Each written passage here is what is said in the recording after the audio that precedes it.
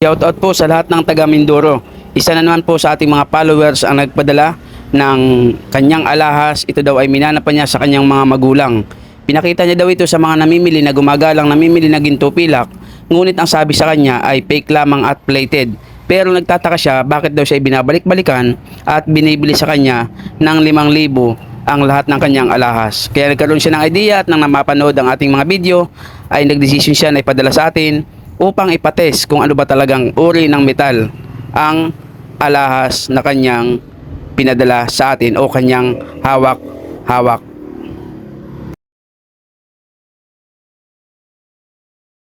At yan nga mga idol, parang mga hikaw at may pendant na kasama. Sa katulad kong matagal nang namimili ng mga alahas, tingin ko pa lang hindi ito mawawala ng tunay na ginto. Dahil sa kulay pa lamang at kanyang timbang ay napaghalata ko ng ito ay isang tunay na ginto ang ibang mga nakalahok dito. Mayroon akong itatanong sa inyo, sa inyong lahat na nakikinig ng awit ko. Nais nyo ba na kayo ay matuto sa usapang alahas, pilak at ginto? Kung nais nyo na kayo ay matuto, buksan nyo ang YouTube channel ko. More than treasures, more than treasures, more than treasures ang aking pangalan. Yan nga mga idol, simulan natin kilatisin ang mga alahas na ito. Kinuskus natin sa bato at pinatakan ng asido. Simple lang para malaman ginto. Pag nabura sa bato, fake, hindi ginto, tanso. Pag hindi nabura sa bato, ginto. Kita nyo man mga idol, malinaw na wala sa bato ang ginto na pinatakan ng asido. Malinaw, fake lamang. Tignan natin yung mga kasunod na kikilatisin natin. More than treasures, more than treasures, more than treasures ang aking pangalan. More than treasures, more than treasures, more than treasures. Lamang ang may alam.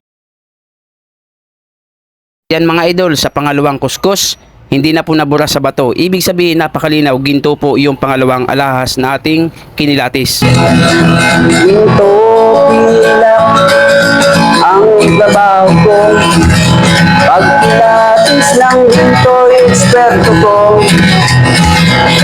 Sa mga kabisado ko, alam ko ang peke at totoo.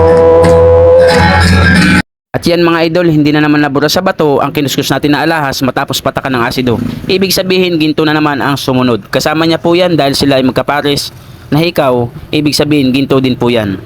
Pilatisin ulit natin ang kasunod mga idol. Yan, pinatakan ulit natin ng asido ang ikinuskus sa bato. Hindi na naman nabura. Ibig sabihin malinaw, ginto na naman ang kasunod nating kinilatis. More than treasures, more than treasures, more than treasures ang aking pangalan. More than treasures. Kilatisin pa ulit natin mga idol ang mga natitira pang alahas. Yan, kinuskus ulit natin sa bato, nilagyan ng asido, at kita nyo naman hindi ulit nabura. Ibig sabihin, ginto na naman ang kanyang kasunod na alahas. Dito tayo sa pinakanghuli, pendant na may bato. Tignan natin kung ito ay tunay o hindi. Tandaan nyo mga idol, simple lamang para malaman ginto ang isang alahas, ikuskus mo sa bato, buhusan ng asido. Pag nabura, peke. Pag hindi nabura, ginto. At yan, hindi na naman nabura mga idol, ibig sabihin, ginto na naman ang huling alahas. So maraming salamat sa inyong panonood, sa nagpadala po nito. Shout out sa inyong lahat mga idol at salamat sa tiwala. Ito po ay pinatest lamang sa atin upang malaman kung tunay ba ang kanyang alahas nang hindi na po siya nag-iisipan ng kung ano-ano. Dahil nagtataka siya bakit pabalik-balik sa kanya ang mga namimili na ginto pilak, gayong sinasabi lang ito daw naman ay peke. Kaya nga lang paiba-iba ang mga tao pero alam niyang ito ay magkakasama lamang sila. Timbangan natin mga idol. Yan, nakita nyo 8.1 grams. I-times mo na lamang sa 6, ibig sabihin sa 6,000, ibig sabihin malinaw 48,000 ang iyong alahas. Ang tawag ko sa mga alahas na ito mga idol ay alahas na paldo. Shout out sa may-ari nito. Lamang ang may alam.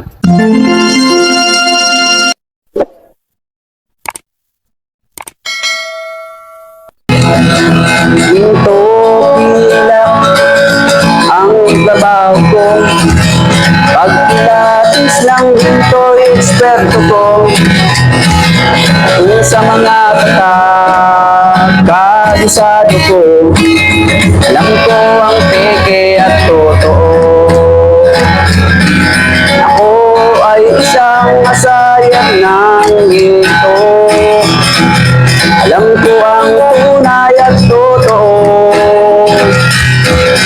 Kung usapan ay alas lang, yan ay kaya nating patunayan. Ako ay alahero at asayer ng ginto. Alam ko ang tunay at totoo. Walang maitatago kung usapan ay ginto. Pagkat ang alahero'y eksperto sa ginto. Mayroon ngayong bagong pauso. Mahal daw ang bariyang 10 piso. 2001. Ang iba naman ay 5 piso.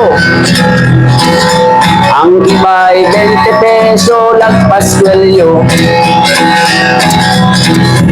Kung sila'y inyong tawagan, chat at kahit reply, wala man lang. Pagkat ito ang katotohanan. Sa usapang Maria, sila'y walang alam. Ginto pilak ang trabaho ko.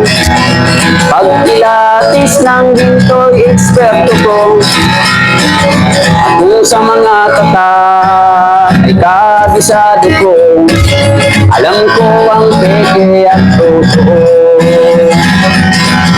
Ako ay isang asayer ng ginto.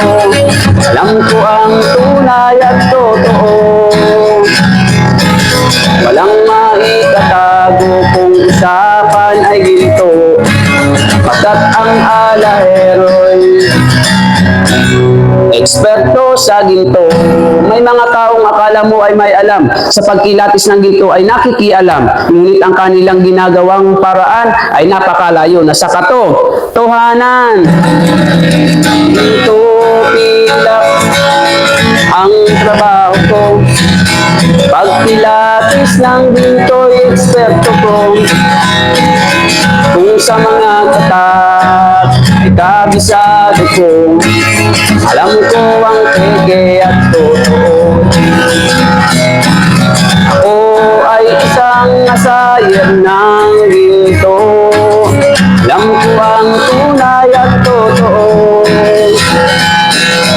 Kung usapan ay alahas lang, yan ay kaya nating patunayan. Ako ay alahero at asayer ng ginto. Alam ko ang tunay at totoo. Walang maitatago kung usapan ay ginto. Pagkat ang alahero'y eksperto sa ginto. Ginto pilak ang trabaho ko. Pagpilatis ng ginto'y eksperto ko. Kung sa mga tatak ay kabisado ko. Alam ko ang peke at totoo. Ako ay isang asayer ng ginto. Alam ko ang tunay at totoo. Walang maitatago kung usapan ay ginto. Pagkat ang alahero'y eksperto sa ginto. Pagkat ang alahero'y eksperto sa ginto.